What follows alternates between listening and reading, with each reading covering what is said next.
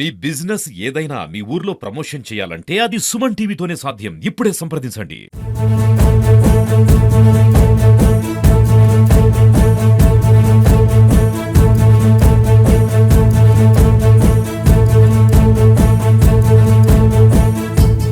నంద్యాల పురపాలక సంఘ పరిధిలోని 42 వార్డులు అభివృద్ధి చెందాయా లేదా అని తెలుసుకునే ప్రయత్నాన్ని సుమన్ టీవీ చేపట్టింది. ఇందులో భాగంగా నేను ప్రస్తుతం నంద్యాల పట్టణంలోని 34 వార్డుకు వచ్చాను.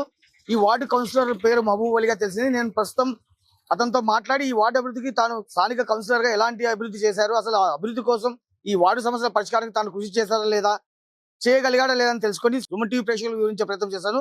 మీరు నాతో రండి. నమస్తే కౌన్సిలర్ గారు, నమస్తే. ఎలా ఉన్నారు? బాగున్నాను. అన్న, ముందుగా మీ కుటుంబ నేపథ్యం ఏంటండి? అంటే మీ తండ్రులు తాతలు ఏం చేసేవారు? మీరు అంటే ఆర్థికంగా స్థితిమంతులా లేకపోతే మధ్యతరగతి కుటుంబం చెందినవారా? మధ్యతరగతి కుటుంబానికి చెందిన వాళ్ళమే. మా తండ్రి గారు చిన్న వ్యాపారం చేసేవాళ్ళు. ఆయనతో పాటు నేను కూడా చేసే వ్యాపారంలో ఉండేవాడిని. చిన్న వ్యాపారాలు చేసేవాళ్ళం.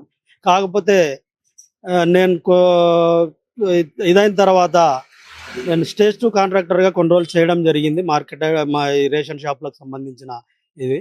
దాని తర్వాత పొలిటికల్గా ఇది కావడము, ఈ 34 వార్డు 2021లో కౌన్సిలర్గా. అన్న, మీరు ఎంత దాకా చదివారు? ఎక్కడెక్కడ చదివారండి? నేను 10th వరకు చదివాను.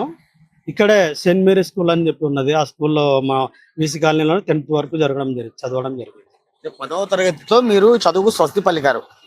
అంటే ఈ చదువు మానేసిన తర్వాత మీరు ఏం చేశారంటే, బతుకు బండిని లాగేందుకు మీరు ఏదైనా ఉద్యోగం చేశారా, లేకుంటే ఏదైనా వృత్తి ఎంచుకున్నారా?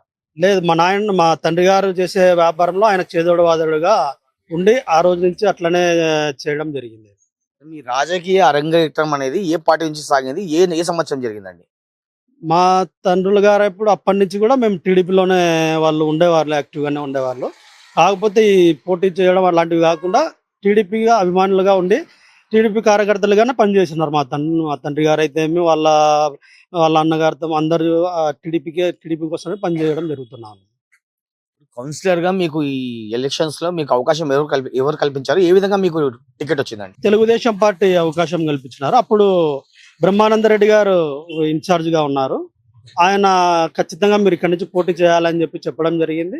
ఫరూక్ గారు కూడా ఉన్నారు. ఫరూక్ గారు, బ్రహ్మానందరెడ్డి గారు ఇద్దరు కలిసి నాకు టికెట్ ఇవ్వడం జరిగింది. నేను పోటీ చేసి ఎలక్షన్ లో నెగ్గడం జరిగింది. ఆ ఎన్నికల్లో మీ ప్రధాన ప్రత్యర్థి ఎవరు? మీకు ఎంత మెజారిటీ వచ్చిందండి? ప్రధాన ప్రత్యర్థి వైసీపీ పార్టీనే. ఇక్కడ జాకీర్ హుసేన్ అని ఆయన కౌన్సిలర్, అప్పట్లో ఆయన కౌన్సిలర్. ఆయన మీదనే నేను నెగ్గడం జరిగింది. నేను 550 మెజార్టీతో గెలవడం జరిగింది. 2021 ఎలక్షన్లో 550 మెజార్టీ వచ్చింది. ఎన్నికల పోలింగ్ రోజు మీ మీద దాడి జరిగిందంటారు, ఇది వాస్తవం కాదా? వాస్తవమే.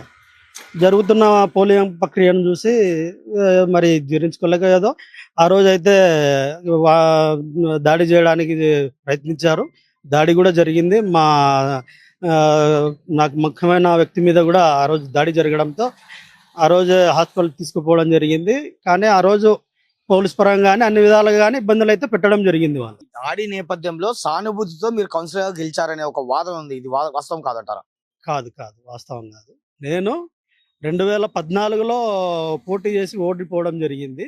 దాని తర్వాత 2017లో నాగిరెడ్డి గారు టీడీపీలోకి వచ్చిన తర్వాత బ్రహ్మానందరెడ్డి ఆయన అకాలంగా చనిపోయిన తర్వాత బ్రహ్మానందరెడ్డి గారు ఎమ్మెల్యే అయినారు. అప్పుడు నేను వార్డులో ఎంత పని చేయడం జరిగిందంటే, ప్రతి ఒక్క ఇంటికి నేను ఇదే దాని మీదనే ఖచ్చితంగా ప్రజలకు ఏదో ఒకటి చేస్తేనే మనం నెగ్గగలం అని చెప్పి నేను కసితో పనిచేయడం జరిగింది. పెన్షన్లు అయితే ఏమి, హౌసింగ్ లోన్లు అయితే ఏముంది, ఈ ఆరోగ్యశ్రీ అయితే ఏముంది, సీఎం రిలీఫ్ ఫండ్ అయితే ఏమి, ఇట్లా గవర్నమెంట్ నుంచి వచ్చిన ప్రతి పథకాన్ని నేను వీసీ కాలనీలో వాళ్ళ ప్రజలందరికీ, వాళ్ళకి అర్హత ఉన్న వాళ్ళకి అందరికీ ఇప్పించడం జరిగింది. దాంతోనే నేను ప్రతిపక్షంలో పార్టీ ఉన్నా కూడా నేను గెలవడం జరిగింది. తెదేపాకు మీరు కావచ్చు, మీ కుటుంబ పెద్దలు కావచ్చు, వీర విధులని చెప్తున్నారు మీరు. అలాంటి మీరు మళ్ళీ వైసీపీ గూటికి ఎందుకు చేరారు? ఆ రోజుల్లో నేను టికెట్ అడగడం జరిగింది. ఆ శిల్పమోహన్ రెడ్డి గారు అప్పుడు పార్టీలో ఉన్నారు. కాదని చెప్పి అప్పటికప్పుడు వైసీపీ వాళ్ళు కాంగ్రెస్ నుంచి పార్టీలోకి రావడం జరిగింది. కాంగ్రెస్లోకి వచ్చిన వాళ్ళని టీడీపీ టికెట్ ఇవ్వడం జరిగింది. మరి మేము ఇన్ని రోజుల నుంచి టీడీపీలో ఉన్నాము, మమ్మల్ని ఎందుకు ఇది చేయలేదని చెప్పి దాంతో వైసీపీకి పోవడం అయితే జరిగింది. వైసీపీలో పోటీ చేయడం జరిగింది. భారీ ప్యాకేజీ మీకు ఆఫర్ వచ్చిన నేపథ్యంలోనే మీరు పార్టీ టీడీపీని వీడి వైకాపా గుడి చేరారనే ఒక ఆరోపణ ఉంది, ఇది నిజం కాదంటారా? ప్యాకేజీ ఇవ్వడానికి ఏముంటది, నేనే పోటీ చేసినప్పుడు పోయి అవతలి పోయి వైసీపీ తరపున నేనే పోటీ చేయడం జరిగింది. అప్పుడు ప్యాకేజ్ ఏమి ఇస్తారు? నేనే కావాలనే నాకు జరిగింది అన్యాయం. ఆ రోజు నాకు టికెట్ ఇవ్వకుండా నేను ఇన్ని రోజుల నుంచి కూడా నేను పార్టీ కోసం ఉన్నా, నాకు టికెట్ ఇవ్వలేదు అని చెప్పి దాంతోనే నేను వైసీపీకి పోయి పోటీ చేయడం జరిగింది. 34వ వార్డు కౌన్సిలర్ మీరు. కౌన్సిలింగ్ మీటింగ్లలో మీరు కొంత దూకుడుగా వ్యవహరిస్తారు, అంటే ఒక రౌడీలా బిహేవ్ చేస్తారనే ఒక విమర్శ అయితే ఉంది. ఇది వాస్తవం కాదంటారా? కాదు కాదు, రౌడీలా అనే మాటనే కాదు. నేను మాట్లాడే ప్రతి వీడియో అందరు చూస్తా ఉన్నారు. నంద్యాలలో అందరూ నన్ను అప్రిషియేట్ చేస్తారే తప్ప నువ్వు ఎక్కడ తప్పు చేస్తున్నావు, నువ్వు ఇది కరెక్ట్ కాదు అని చెప్పి నన్ను ఇంతవరకు ఎవరు కూడా చెప్పలేదు. అలా చెప్పించుకునే విధంగా నేను నడవచ్చుకోలేదు. అక్కడ ఒక్క రాంగ్ వర్డ్ కూడా ఈ రోజు వరకు నేను మాట్లాడలేదు కౌన్సిల్లో. ఈవెన్ వాళ్ళు అధికార పార్టీకి చెందిన కౌన్సిలర్లు ఎంతగా రెచ్చగొట్టినా, ఎంతగా వాళ్ళు వచ్చి నా మీదికి వచ్చి ఇది చేసినా కూడా నేను వాడకూడని మాట ఏ రోజు వాళ్ళలేదు. వాళ్ళు చేసిన తప్పులను మాత్రమే ప్రజలకు ఎత్తి చూపడం తప్ప, ప్రజలకు చూపించడం జరిగింది తప్ప, నేనైతే ఎక్కడా కూడా దూకుడు ప్రదర్శించిన వాళ్ళు చేసిన తప్పుల మీద మాత్రమే దూకుడుగా ప్రదర్శించి ప్రజలకు వాళ్ళకి తెలియజేసినవి ఈ తప్పులు జరుగుతున్నాయి అని చెప్పి. నంద్యాల పురపాలక సంఘం పరిధిలో దాదాపుగా 42 వార్డులు ఉన్నాయి. కాకపోతే మీకు కేవలం ప్రత్యేకించి 34వ వార్డులో మాత్రం ఎలాంటి అభివృద్ధిని నోచుకోలేదు, అంటే ఎలాంటి నిధులు మంజూరు కాలేదు అభివృద్ధి పనులకు అంటారు. ఇది ఎందుకంటే అంటే ఇది మీ అసమర్థత కాదంటారా? అసమర్థత అయ్యే అవకాశమే లేదు. నేను ఏదో గెలిచిన తర్వాత ఏదో నా పని నేను చూసుకుంటా మూలన కూర్చోలేదు. వైసీపీ చేసిన ప్రతి తప్పుని నేను ఎత్తి చూపించిన నంద్యాలలో. ఈరోజు మీకు కొన్ని వీడియోస్ కూడా మీరు చూడండి కావాలంటే. వాళ్ళు చేసిన స్థలాల విషయంలో కావచ్చు, లేకపోతే నీటి విషయంలో కావచ్చు, లేకపోతే చెత్త పనుల్లో చేసిన విషయాలు కావచ్చు, నేను నా ఒక్క వార్డు కాదు, టోటల్ నంద్యాల ప్రజలకు అందరికీ ఉపయోగపడేలా నేను పోరాటం జరిగింది.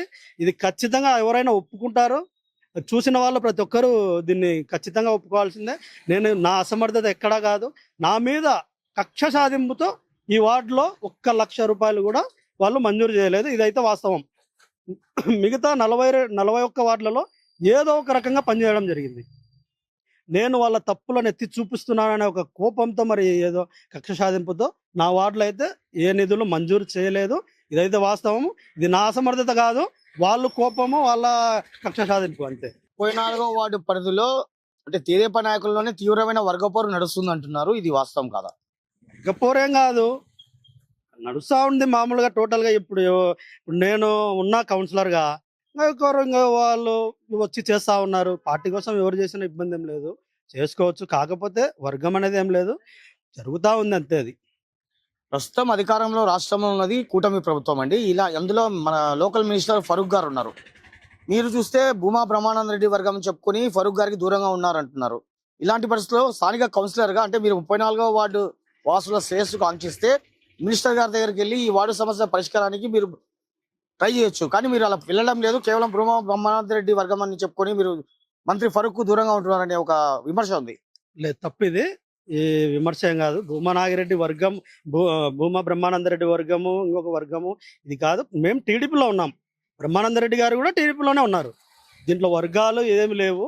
మేము ఫరూక్ గారితో కూడా కలవడం జరిగింది. నా వార్డులో 2-3 సార్లు కలవడం జరిగింది. నా వార్డు సమస్య లేదన్నా ఉంటే ఆయన దృష్టికి తీసుకుపోవడం జరిగింది. ఆయన మొన్న వచ్చి ఒక కల్వర్టుగా ఉంటే ఓపెనింగ్ కూడా చేయడం జరిగింది. నేను ఆయన అందరం కలిసి చేయడం జరిగింది. మొన్న రీసెంట్గా వీసీ కాలనీ మీద నుంచి ఇట్లా నవమాన్ నగర్ మీద నుంచి వీసీ కాలనీగా ఇట్లా మున్సిపాలిటీ వరకు 50 ఫీట్ రోడ్ చేయాలని చెప్పి కౌన్సిల్లో పెట్టి ఈ కౌన్సిల్లో పాస్ చేయడం జరిగింది. దాన్ని తీవ్రంగా విమర్శించిన ఆయన. ఈ వార్డులో బీద వాళ్ళు ఉన్నారు, పేదవాళ్ళు ఉన్నారు, వీళ్ళకి అన్యాయం జరుగుతుంది అని చెప్పి కౌన్సిల్లో గట్టిగా పోరాడి తర్వాత ఫరూక్ గారి దృష్టికి తీసుకుపోవడం జరిగింది. ఆయనని తీసుకొని వచ్చి వార్డులలో ఈ రోడ్లలో కూడా తిప్పి ఆయనకు సమస్య దృష్టికి తీసుకోకపోతే ఆయన నన్ను డీసెంట్ లెటర్ ఇవ్వండి, నేను కూడా ఈ రోడ్డును ఆపుతాను అని చెప్పి చెప్పడం జరిగింది. ఇప్పుడు అదే ఆపే ఉన్నారు. ఆయన వార్డు కోసం అవసరం వచ్చినప్పుడు ఆయన దగ్గరికి వెళ్ళాము, పని చేపించుకుంటాము. ఫ్యూచర్లో కూడా అవసరం ఉన్నప్పుడు ఖచ్చితంగా పోతాము. అట్లాంటిది ఏం లేదు.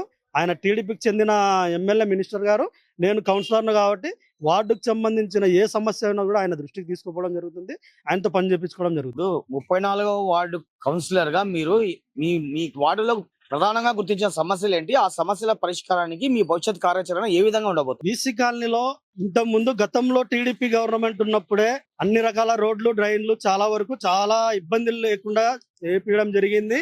ఇదే జరిగింది. ఇప్పుడు కూడా ప్రధాన సమస్య ఒకటి ఉంది. వర్షం ఒక అర్ధ గంట వర్షం పడితే కొద్ది భారీగా వర్షం పడితే రోడ్డు మీదకి నీళ్ళు వచ్చి ఒక ఏరియాలో నీళ్లు నిలబడుతున్నాయి. దానికోసమే ఇప్పుడు కల్వర్ట్ పెట్టడం జరిగింది. ఒకటి దాదాపుగా ఒక ఒక 300-400 మీటర్ల వరకు ఒక పెద్ద డ్రైన్ పెట్టడం జరిగింది. కౌన్సిల్లో పాస్ అయింది. మొన్న వచ్చి మినిస్టర్ గారు కూడా టెంకాయ కొట్టి పోవడం జరిగింది. ఆ వర్క్ కూడా స్టార్ట్ అయిపోతుంది. అది అయిపోతే మాత్రం వీసీ కాలంలో ఇబ్బంది అయితే ఉండదు. వేరే రకంగా ఈ పెద్ద మేజర్ సమస్యలు అయితే లేవు. ఉంటే మాత్రం ఖచ్చితంగా నేను పట్టుబట్టి దాన్ని సాధించేవాడిని, ఖచ్చితంగా చేసేవాడిని. ఇబ్బంది గల పరిస్థితులు అయితే లేవు కాబట్టి ఉన్న చిన్నవి ఏమన్నా ఉంటే నేను చూసుకుంటున్నా, నేను చేస్తున్నా. ఇబ్బంది అయితే ఏం లేకుండా ఇప్పుడు ప్రస్తుత రాజకీయాలు అన్నవి పూర్తిగా డబ్బుతో కూడుకున్న రాజకీయాలు, స్వార్థపూరితమైన రాజకీయాలు అనే ఒక వాదన ప్రజల్లో ఉందండి. దీనిపై మీ ఒపీనియన్ ఏంటి? జరుగుతా ఉంది వాస్తవమే. కానీ ఓన్లీ డబ్బు మీదనే ఆధారపడి ఉంది అని చెప్పి అయితే చెప్పలేము. వార్డులలో పనిచేయాలా, ప్రజలకు అందుబాటులో ఉంటేనే ఈరోజు ప్రజలు పలుకుతా ఉన్నారు. ఏదో ఈరోజు నాకు డబ్బు ఉంది కదా అని చెప్పి తీసుకొచ్చి ఎదజల్లితే మొన్న లాస్ట్ ఏమైందో అది అందరికీ తెలుసు. మొన్న జనరల్ ఎలక్షన్లో విపరీతంగా డబ్బు వైసీపీ ఎట్లా కావాలో అట్లా చేసినారు. కానీ ఏమైంది?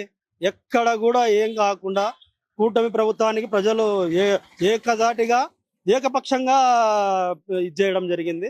డబ్బు ప్రతిసారి పనిచేస్తారని కాదు, ప్రజలకు అందుబాటులో ఉండి ప్రజల సమస్యలు తీర్చుకుంటూ ప్రజల్లో ఉంటే ఖచ్చితంగా ఆయన నాయకుడిగా ఎదుగుతాడు, నాయకత్వం ఉంటుందని చెప్పి నేను నమ్ముతున్నా. ఎన్నికలు ఏవైనప్పటికీ కూడాను ఎంతో కొంత డబ్బు ఖర్చు పెడితే తప్ప కౌన్సిలర్ కావచ్చు, కార్పొరేటర్ కావచ్చు, సర్పంచ్ కావచ్చు, ఈ విధంగా గెలవాలంటే అది ఖచ్చితంగా ఎంతో కొంత డబ్బు అయితే ఖర్చు చేయాల్సిన పరిస్థితి అండి. మరి మీరు ఈ ఎన్నికల్లో కౌన్సిలర్ గెలిచేందుకు ఎంత ఖర్చు పెట్టి ఉంటారు? జనరల్ గా అయినట్లే జనాలు అందరికీ అయినట్లే కొద్ది వరకు ఇదైంది. డబ్బు మీద ఎక్కువ ఆధారపడలేదు. వాస్తవంగా మీరు ఇక్కడ కనుక్కున్నా కూడా నేను పెట్టిన డబ్బుకు డబుల్ ఇది చేసినారు. కానీ ప్రజలు డబ్బును చూడలేదు. నేను వాళ్ళకు ఆల్రెడీ 2017 నుంచి 19 వరకు నేను వాళ్ళకు అందుబాటులో ఉండడం కానీ వాళ్ళకు ఎట్లా పని చేసినానని చెప్పి దాని మీదనే నాకు ఓటు వేయడం జరిగింది. గత ఎన్నికల్లో మీరు వార్డులో ఉన్న స్థానికులకు ఇచ్చిన హామీలు మీరు నెరవేర్చగలిగారా? ఖచ్చితంగా ఇప్పుడు వాళ్ళకి ఏం కావాలనేది చెప్పినాము, దాంతో ప్రకారమే చేసుకుంటూ వచ్చినాము. కొద్దిగా ఇబ్బంది అయితే పడ్డాము. వైసీపీ అధికారంలో ఉన్నప్పుడు యాజ్ యూజువల్ గా అందరికీ ఇబ్బంది ఉంటుంది. అందులో నేను వాళ్ళని ఎక్కువగా కౌన్సిల్లో ఎక్కువ వాళ్ళ తప్పులు ఎత్తి చూపించడంతో నా మీద కొద్దిగా ఇదైతే చూసినారు, కక్షాదింపుగా చేసినారు. అయినా కూడా ఇప్పుడు వార్డులో ప్రజలకైతే ఎటువంటి పెద్ద సమస్యలు అయితే లేవు. ఏదైనా చిన్న సమస్యలు ఉన్నా కూడా నేను దాదాపుగా తీర్చుకుంటూనే పోతున్నా. గతంలో తెదేపాలో ఉన్నారు, మళ్ళీ వైసీపీ పంచం చేరారు, మళ్ళీ ఇప్పుడు టీడీపీకి వచ్చారు. ఇలా తరచుగా పార్టీలు మారుతుంటే మిమ్మల్ని ఏ విధంగా స్థానిక ఓటర్లు నమ్మాలంటారు? తరచూ మారేది ఏమీ లేదు. ఒక్కసారి మాత్రమే 83 నుంచి మా పెద్దోళ్ళు ఉన్నారు. నేను కూడా 96 నుంచి నేను ఎలక్షన్ తిరుగుతా ఉన్నా. 96 నుంచి టీడీపీలోనే తిరుగుతా ఉన్నా. ఆ రోజు నుంచి కూడా ఈ రోజు వరకు కూడా మధ్యలో ఒక 2 ఏళ్ళు మాత్రం అది జరిగింది. కారణం ఏంటంటే మేము ఇన్ని రోజుల నుంచి కష్టపడతా ఉన్నాము. మేము టికెట్ అడిగినాము, మమ్మల్ని కనీసము ఇది కూడా చేయకుండా చెప్పకుండా వేరే వాళ్ళకి ఇవ్వడం జరిగింది. ఇది కాంగ్రెస్ నుంచి మీరు ఈరోజు వచ్చి మీ వాళ్ళకి మీరు ఇచ్చుకుంటున్నారు.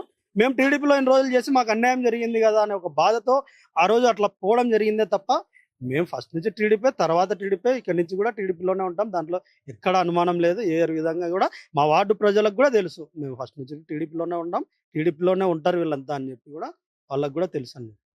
భవిష్యత్తులో మరోసారి అవకాశం వస్తే కౌన్సిల్ ఎన్నికల బరిలో నిలిచే అవకాశం ఉందా? ఖచ్చితంగా నిలబడడం జరుగుతుంది. 100% నిలబడతాము. తెలుగుదేశం పార్టీ అండతో ఇప్పుడు ఇక్కడ ఉన్న లీడర్ బ్రహ్మానంద రెడ్డి గారు ఉన్నారు, ఫరూక్ గారు ఉన్నారు. వాళ్ళ అండదండతో కూడా ఖచ్చితంగా నిలబడడం జరుగుతుంది. ఖచ్చితంగా నిలబడతాం. దాంట్లో అనుమానం ఎక్కడ. గెలుపుపై మీ ధీమా ఏంటండి? అసలు 100% గెలుస్తాం, దాంట్లో అనుమానమే లేదు. ఎందుకంటే ప్రజలకు ఏ రకంగా అందుబాటులో ఉండాలనో ఆ రకంగా ఉంటున్నాము. ఎట్లా ఉండాలనో వాళ్ళకి ఏ రకంగా కావాలనో ఆ రకంగా చేసుకుంటూనే వస్తున్నాము. మేము ఏదో ఎక్కడ ప్రజలకు దూరం లేదు. నా ఇండ్లు కూడా వార్డులోనే ఉంటుంది. నేను వార్డులోనే తిరుగుతుంటాను, చేస్తుంటాను. ఏ సమస్య వచ్చినా నా దృష్టికి వస్తే నేను ఖచ్చితంగా దాన్ని తీసుకుంటూ పోతున్నాను. రేపు పొద్దున కూడా ఖచ్చితంగా అన్ని సమస్యలు తీరుతాయి. ఇప్పుడు కూటమి ప్రభుత్వం వచ్చింది కాబట్టి ప్రజల్లో ఏమేమి చిన్న సమస్యలు ఉన్నా పెద్ద ఉన్నా కూడా మేము తీర్చడానికి ప్రయత్నిస్తాము. తీర్చి మళ్ళీ ఓటు అడుగుతాము, మళ్ళీ గెలిచి ఖచ్చితంగా ఇదవుతామని చెప్పే నమ్మకం అయితే ఉంది. కాంట్రాక్ట్ వర్కులు, రియల్ ఎస్టేట్ వ్యాపారం అంటూ మీరు స్థానిక ప్రజలకు అందుబాటులో ఉండారనే ఒక విమర్శ ఉంది. ఇది వాస్తవం కాదండి? లేదు, వాస్తవం కాదు. ఖచ్చితంగా వార్డుకు కేటాయించిన స్థలం ఖచ్చితంగా వాళ్ళకి ఆ సమయం కేటాయిస్తాము. ఇప్పుడు నేనైతే వార్డులో తిరుగుతుంటాను. వాళ్ళకి ఏదన్నా అవసరం పడితే నాకు ఖచ్చితంగా ఫోన్ ద్వారా వాళ్ళు అడుగుతారు. నేను చేయడం జరుగుతూ ఉంది. నేను ఎక్కడ దూరం లేను, ఉన్నది వార్డులోనే, వాళ్ళ మధ్యలోనే ఉన్నా. ఎవరికి ఏం అవసరం వచ్చినా ఫోన్ ఉంటుంది, లేకపోతే ఇంటి దగ్గరికైనా వచ్చి చెప్తాడం జరుగుతుంది. నేను వాళ్ళకి పూర్తి శాతం అందుబాటులో ఉన్నా అని చెప్పి. నంద్యాల పురపాలక సంఘం పరిధిలోని 34వ వార్డు అభివృద్ధికి తాను శతదా యత్నించినట్టుగా స్థానిక కార్పొరేటర్ స్థానిక కౌన్సిలర్ మహబూబ్ అలీ చెప్తున్నారు. అయితే ఆయన నిజంగా ఈ వార్డు సమస్యల పరిష్కారానికి కృషి చేశారా లేదా అని స్థానికులు అడిగి తెలుసుకునే ప్రయత్నం మనం చేద్దాం. అన్న నమస్తే. నమస్తే మీ వార్డు కౌన్సిలర్ పేరేమన్నా? మహబూబ్ మహబూబ్ అలీ గారు ఈ 34వ వార్డు అభివృద్ధి కృషి చేశారా లేదా? చాలా చేస్తున్నారు. కానీ ఈ వార్డులో కనీసం 1 లక్ష రూపాయల నిధులు కూడా మంజూరు కాలేదంటారు. నిజమేనా? మన మహాబలి కౌన్సిలింగ్ లో కొంచెం ఏదైనా కానీ ప్రశ్నిస్తుంటాడు. వైసీపీ పార్టీ ఉన్నప్పటి నుంచి మన మహాబలి ఏ సమస్య అని నంద్యాల పరంగా మొత్తం మన నంద్యాలలో ఏ సమస్య ఉన్నా కానీ మన వార్డు కౌన్సిలర్ మహాబలి మున్సిపాలిటీలో దాని గురించి మాట్లాడుతుంటాడు. అందుకు కొంచెం నాకు తెలిసేమంటే కొంచెం మన మహాబలి అంటే కొంచెం కష్టసాగు. అదే గవర్నమెంట్ వైసీపీ ఉంది కాబట్టి కక్ష సాధింపులు చేస్తున్నారని నా అభిప్రాయం. కనీసం 1 లక్ష రూపాయల నిధులైనా కేటాయించుకోలేకపోవడం అంటే ఇది మీ స్థానిక కౌన్సిలర్ అసమర్థత కాదంటారా? కాదన్న, అసమర్థత అయితే ఏం కాదు. మన మున్సిపాలిటీలో ఏదైనా ఫైట్ చేసేది మన మహాబలే కాబట్టి మనకు ఏ సమస్య వచ్చినా కానీ ఫండ్స్ మన వార్డుకు 34వ వార్డు మాది, ఇంతవరకు 1 రూపాయి కూడా ఫండ్స్. గత ప్రభుత్వం అంటే వైసీపీ ప్రభుత్వ హయాంలో కేవలం కక్ష సాధింపు చర్యల్లో భాగంగానే ఈ వార్డుకు నిధులు కేటాయించలేదంటారు. అవును, ఖచ్చితంగా అది. అన్న మీ పేరు? రవి ప్రకాష్. అన్న మీ వార్డు కౌన్సిలర్ పేరేమన్నా? మహబూబ్ అలీ. మహబూబ్ అలీ గారు మీ 34వ వార్డు అభివృద్ధికి కృషి చేశారా లేదా? చేసినాడు. ఎలాంటి అభివృద్ధి పనులు చేశారన్న ఆయన? పింఛన్లు ఇప్పించడంలో కానీ, ఏదైనా హాస్పిటల్ విషయంలో కానీ ఇక్కడ అతనికి కూడా ఇప్పించినాడు. ఈ పక్కన సందులో వాళ్ళకి కూడా ఇబ్బంది ఏం లేదు. పిలిస్తే పలుకుతాడా మహబూబ్ అలీ గారు? పక్క వలుకుతాడు, దాని నుంచి ఇబ్బందే లేదు. పక్కా చేస్తాడు. మళ్ళీ ఎవరని కాదు, ఏం కాదు. సైలెంట్ మనిషి కూడా మంచిగా ఏదైనా ఉంటే కూడా పిలిస్తే పలకడంలో చెప్పడం కూడా ఓకే. దాని నుంచి ఇబ్బంది అయితే ఏం లేదు. అమ్మ మీ పేరు? నా పేరు మెహరుంది. అమ్మ మీ కౌన్సిలర్ పేరేమమ్మా? మహాబోలి.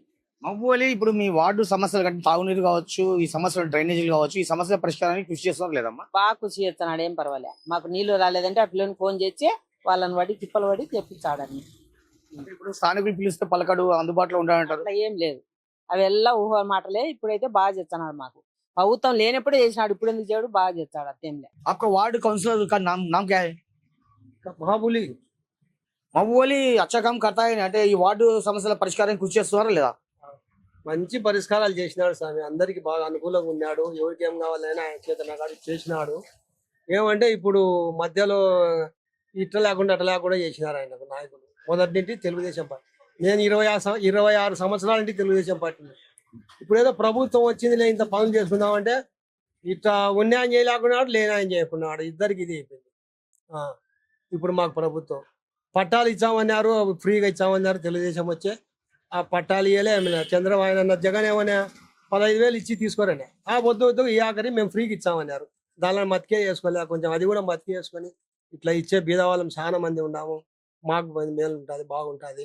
కాదు పెద్ద, ఇప్పుడు మీ వార్డు కౌన్సిలర్ మహబూబ్ అలీ స్థానికులకు అందుబాటులో ఉండడు, అసలు పిలిస్తే పలకడు అని అంటున్నారు. ఇది వాస్తవం కాదా? అవన్నీ ఉత్తమ మాటలు. అందుబాటులో ఉంటాడు, ఎక్కడి పోడు ఇక్కడనే ఉంటాడు. ఆయన ఏం లేదు, ఎవరు పిలిచినా పలుకుతాడు. అసలు ఈ పార్టీ అని కాదు, వేరే పార్టీ వాళ్ళు వచ్చినా కూడా ఆయన పనులు చేసినాడు. అంటే ఫ్యూచర్ లో మనకు పలుకుతారు, మనకెళ్ళి ఉంటారని అటేం లేదు. ఎవరైనా పనులు చేస్తారు, అదేం వాస్తవం. నంద్యాల పురపాలక సంఘం పరిధిలోని 32వ వార్డు స్థానిక సమస్యల పరిష్కారానికి తాను సిన్సియర్ గా పనిచేసినట్టుగా స్థానిక కౌన్సిలర్ మహబూబ్ అలీ చెప్తున్నారు. అయితే గత ప్రభుత్వ హయాంలో అంటే వైకాపా ప్రభుత్వం అధికారంలో ఉన్న నేపథ్యంలో కేవలం కక్ష సాధింపు ధోరణిలో తన వార్డుకు అభివృద్ధి కోసం ఇలాంటి నిధుల కేటాయింపు జరగలేదని, అయినప్పటికీ కూడా తన వంతుగా తన సొంత నిధులు సైతం వెచ్చించి స్థానిక వార్డు వాసుల సమస్యల పరిష్కారానికి తాను కృషి చేశాయని ఆయన చెప్తున్నారు. మరో ఏడాది పాటు పదవి కాలం తనకున్న నేపథ్యంలో మరి చిన్నపాటి సమస్యలు, మిగిలిన చిన్నపాటి సమస్యలు సైతం తాను పరిష్కరించి స్థానిక ప్రజల మన్ననలకు పాత్రుడవుతాయని ఆయన ధీమా వ్యక్తం చేస్తున్నారు. కెమెరా పర్సన్ నాగేంద్రతో నందకిషోర్, నంద్యాల పురపాలక సంఘం పరిధిలోని 32వ వార్డు నుంచి నంద్యాల జిల్లా.